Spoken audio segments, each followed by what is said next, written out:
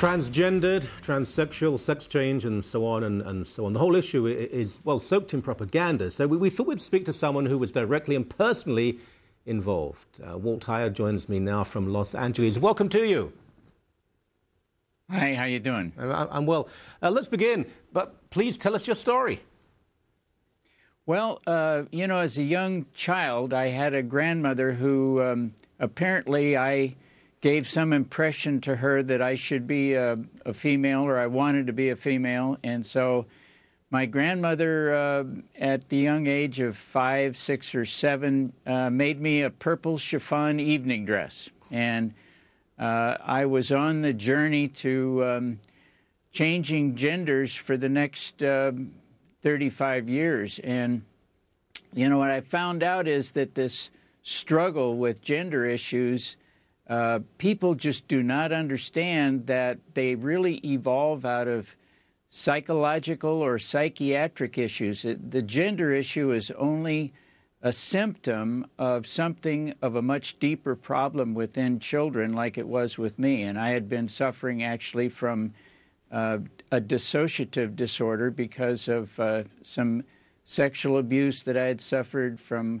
physical abuse that I had suffered, and it came out in a way that was wanting to escape the gender I was in. So I eventually had the gender surgery at age 42 and lived as a female, Laura Jensen, for about 8 years until I realized that, you know, the gender surgery, first off, not one person has ever actually changed their gender as a result of the surgery. You have to be sort of cooperating with the madness to assume a different gender. The surgery does not change your gender, and I think that's important to understand. It's a cosmetic procedure. It does not change your gender at all. Now, my heart goes out to you because what your grandmother did initially, it was so irresponsible, if not abusive. But what you're saying now, I guarantee you, after people see this, there'll be complaints to human rights commissions in this country. We're not apparently allowed in broadcasting to even use this sort of language. Someone is what they say they are, and to refer to someone as a he, if they claim to be a she, you can be punished for this in Canadian broadcasting. Can we have a debate about these issues? Are we allowed to anymore? Well, you know, we really should be allowed to tell the truth. And the truth is that people who are presenting a different gender are really not a different gender at all. It's just total madness. And I think what's happened is that political correctness is now cooperating with the madness, and people aren't getting the psychological treatment and psychological evaluations that they need. And especially with children, such as we see Dr. Spack, who at the Boston Children's Hospital is giving hormone blockers to children. And he claims that he started this procedure because of a Dutch study. And in my book, Paper Genders, I started to write about the Dutch study. And the Dutch study says you really shouldn't be doing these hormone blockers on young kids, that 61% of the people who present gender issues are actually suffering from mood disorders or identity disorders or dissociative disorders or psychiatric disorders. And what's happened now is the political correctness prevents people from actually going to a psychologist or a psychiatrist and getting the treatment they need so that they can actually avoid doing surgery or changing genders.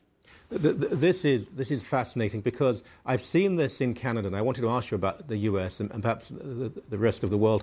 So if someone goes to a psychiatrist and says, I feel that I'm a woman trapped in a man's body, I've heard psychiatrists in Canada say to me, if we say that this is a disorder and we can help you with it, we could actually lose our license. If there was a complaint made, we could be in severe trouble. Is that true in the States too? Yeah, that's exactly right. And this is where, you know, Kinsey many years ago started this whole process of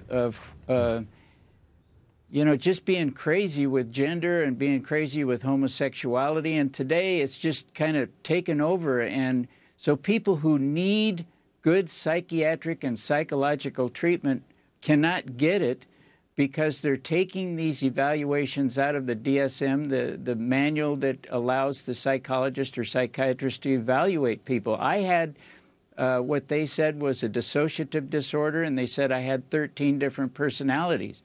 Now, that was only discovered because I was working as a technician, chemical technician in a psychiatric hospital, and the psychiatric doctor noticed things in my behavior that caused him to raise questions about my having multiple personalities. Yeah. So it was only a result of working in a psychiatric hospital that I was able to be evaluated properly and then to be treated properly and then to be able to return to my birth gender. And I get letters from people frequently who are returning to their birth gender. The people are going from male to female and back to male again because the surgery does not resolve the psychiatric issues that people suffer from, and the advocates won't let you get the treatment that you need so that you can avoid surgery. You know, we have to address this again because we haven't got any time left. Will you come back on the show? Oh, I'd be happy to do so. I'd love to. Okay, we'll have you back on, but I guarantee there'll be repercussions, even the fact that we have dared in Canada to have this interview. Thank you for your courage, and thank you so much for your time. My pleasure. Thank you very much, Michael.